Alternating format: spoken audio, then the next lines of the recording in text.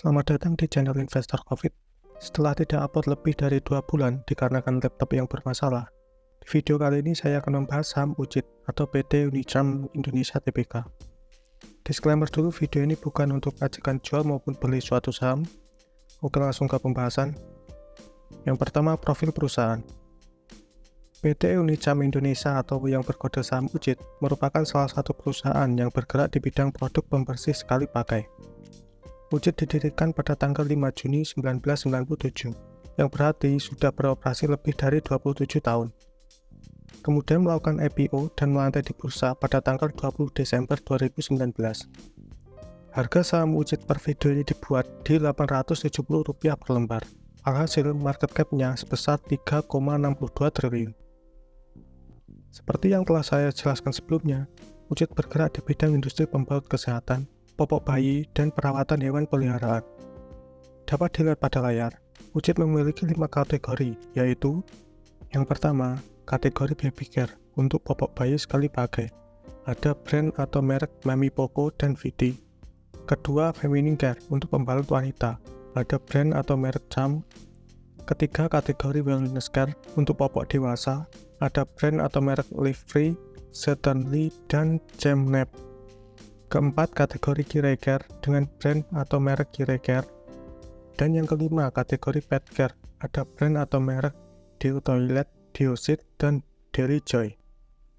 UJIT menjadi market leader dalam 3 kategori, yaitu 40% kategori baby care dengan brand atau merek Mami Poco dan Vidi, 47% kategori feminine care dengan brand atau merek Charm, dan 40% kategori healthcare dengan brand atau merek Live Free dan Certainly.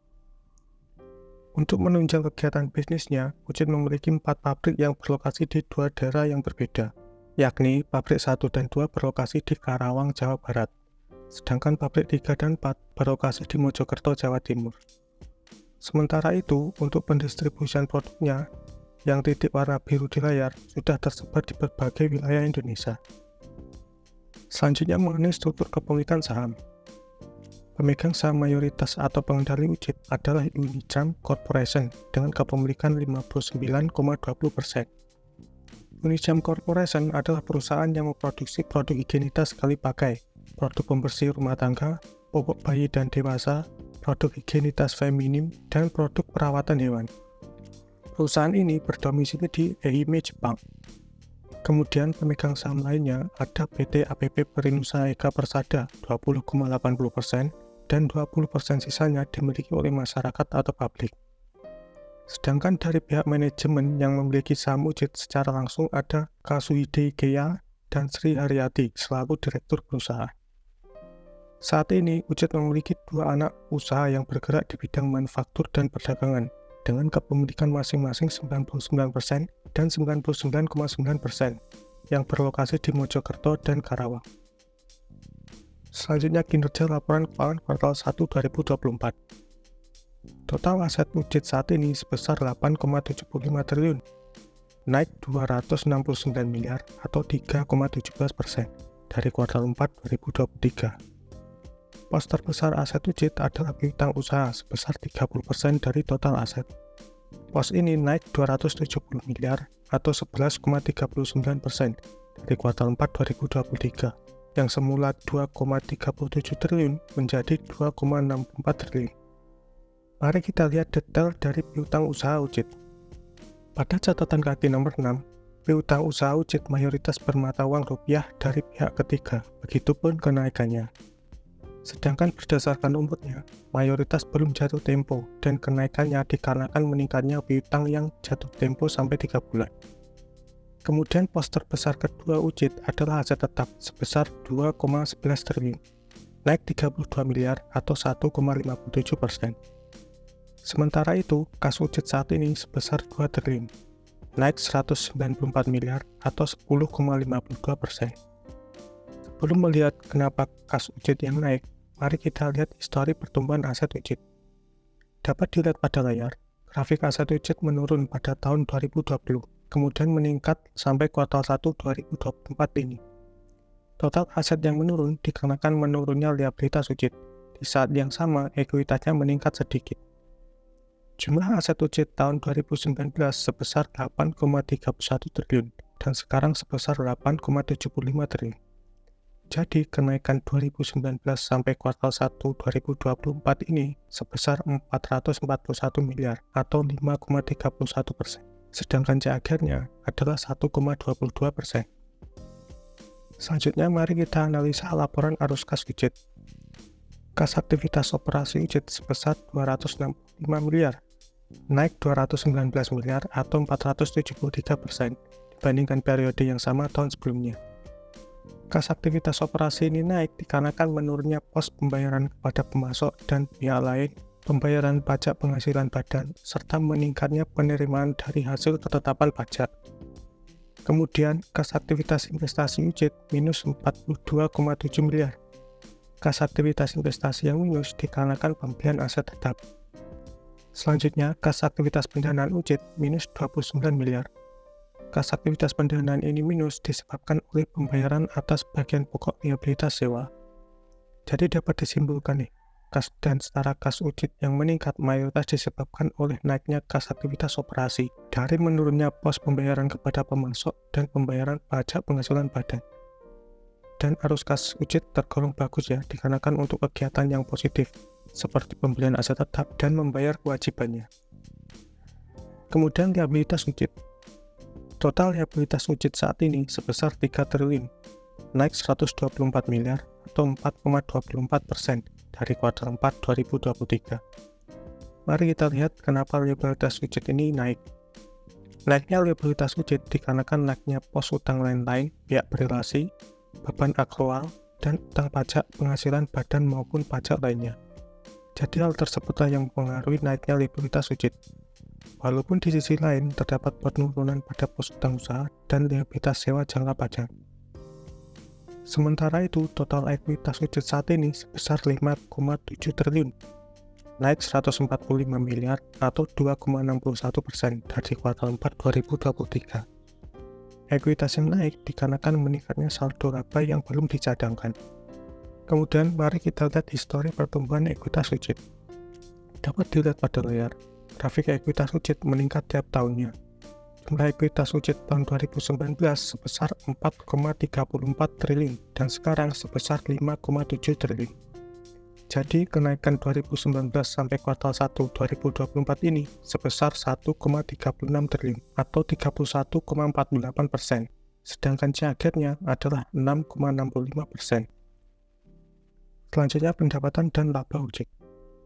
Pendapatan bersih UCIT kuartal 1 2024 ini sebesar 2,48 triliun, turun 273 miliar atau 9,90% dibandingkan periode yang sama tahun sebelumnya. Sedangkan laba UCIT kuartal 1 2024 ini sebesar 128 miliar, naik 36,8 miliar atau 40,11%. Kok bisa laba UCIT naik padahal pendapatannya sedang turun? Dapat dilihat pada layar, hal tersebut dikarenakan menurunnya beban pokok pendapatan dan beban penjualan, sehingga membuat laba kotor dan laba sebelum pajak meningkat dibandingkan periode yang sama tahun sebelumnya. Walaupun setelah itu pada pos beban pajak penghasilan naik hampir 2 kali lipat, akan tetapi laba periode berjalan UCIT masih di atas periode sebelumnya. Kemudian mari kita lihat detail pendapatan UCIT dari mana saja. Pada catatan kaki nomor 22 mengenai pendapatan bersih, UCIT membaginya menjadi dua, yaitu pihak berrelasi dan pihak ketiga. Yang pertama, pendapatan pihak berrelasi UCIT sebesar 206 miliar atau 8,31% dari total pendapatan kuartal 1 2024. Pendapatan dari pihak berrelasi ini turun 33,6 miliar atau 13,99% dibandingkan periode yang sama tahun sebelumnya. Kedua, pendapatan dari pihak ketiga UCIT sebesar 2,28 triliun atau 91,69% di total pendapatan kuartal 1 2024. Pendapatan dari pihak ketiga ini turun 239 miliar atau 9,51%. Kemudian, pelanggan UCIT yang melebihi 10% dari total pendapatan ada dua. Yang pertama, PT Sumber Alvaria Trijaya Tbk atau Alfamart dengan nominal sebesar 431 miliar atau 17,35% dari total pendapatan kuartal 1 2024. Pendapatan dari Alfamart ini naik 13,3 miliar atau 3,19% dibandingkan periode yang sama tahun sebelumnya. Kedua, PT Indomaret Prisma Tama atau Indomaret sebesar 384 miliar atau 15,44%. Pendapatan dari Indomaret ini turun 70,8 miliar atau 15,57%. Sementara dari jenis segmennya, Wujud membagi menjadi dua segmen. Yang pertama, segmen diapers atau popok sekali pakai, dengan pendapatan sebesar 1,87 triliun atau 75,30% dari total pendapatan kuartal 1 2024. Kedua, segmen non-diapers dengan pendapatan sebesar 614 miliar atau 24,70%. Selanjutnya, pergerakan harga saham dan dividen Wujud. Pergerakan harga saham Wujud 1 tahun terakhir bisa dikatakan menurun jika dilihat mulai dari Juni 2023. Yang semula di harga 1.120, sekarang harganya di 870, alias sudah turun 22,32%. Bahkan sempat turun lebih dari 33% di harga 750 pada Mei kemarin. Saham Wujud juga sempat naik lebih dari 16% di harga 1.300-an pada bulan Agustus akhir dan September.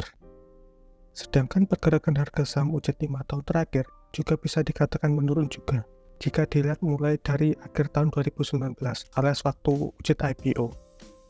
Yang semula di harga 1.500, sekarang harganya di 870 alias sudah turun 42%. Bahkan sempat turun 50% di harga 750 pada Maret 2024 kemarin. Saham Wujud juga sempat naik lebih dari 33% di harga 2000-an pada bulan Januari 2020. Dalam 3 tahun terakhir, yakni pada tahun buku 2021 dan 2022, Wujud membagikan dividen dengan dividen payout ratio sebesar 20-an%. Sedangkan setahun terakhir ini, yakni tahun buku 2023, Wujud akan membagikan dividen final dengan nominal Rp20,91, maka dividen payout ratio-nya 19,91%. Hampir mirip dengan 3 tahun terakhir yang di 20-an%. Dalam historinya, Wujud biasanya membagikan dividen pada bulan Agustus untuk tahun buku 2019 sampai 2021, sedangkan pada tahun buku 2022 dan 2023 ini, Wujud membagikannya pada bulan Juni. Kemudian mengenai valuasi dari PER dan PBV. Video ini dibuat pada tanggal 9 Juni 2024. Harga saham Wujud Rp870 per lembar. Jadi, PER Wujud sekarang di 7,67 kali, lebih rendah 6,93 kali dibandingkan PER rata-rata 5 tahun terakhir, yakni di 14,6 kali. PER Wujud yang menurun mayoritas disebabkan oleh menurunnya harga saham Wujud. Walaupun laba atau EPS-nya juga mengalami peningkatan, tapi mempengaruhi sedikit. Sedangkan PBV Wujud sekarang di 0,63 kali, lebih rendah 0,51 kali dibandingkan PBV rata-rata 4 tahun terakhir, yakni di 1,14 kali. PBV Wujud yang menurun mayoritas disebabkan oleh menurunnya harga saham Wujud. Walaupun ekuitasnya juga mengalami peningkatan, tapi mempengaruhi sedikit. Oke, bagaimana menurut kalian mengenai saham Wujud ini? Silahkan analisa lebih dalam dan tulis pendapat kalian di kolom komentar. Mungkin sekian dan terima kasih telah mengikuti pembahasan singkat saham Wujud atau PT Unijam Indonesia Tbk. Semoga menambah insight atau wawasan baru mengenai saham ini. Bila kalian ingin diskusi atau request saham yang ingin dibahas, silahkan ketik saja di kolom komentar di bawah. Sampai jumpa lagi di pembahasan saham berikutnya.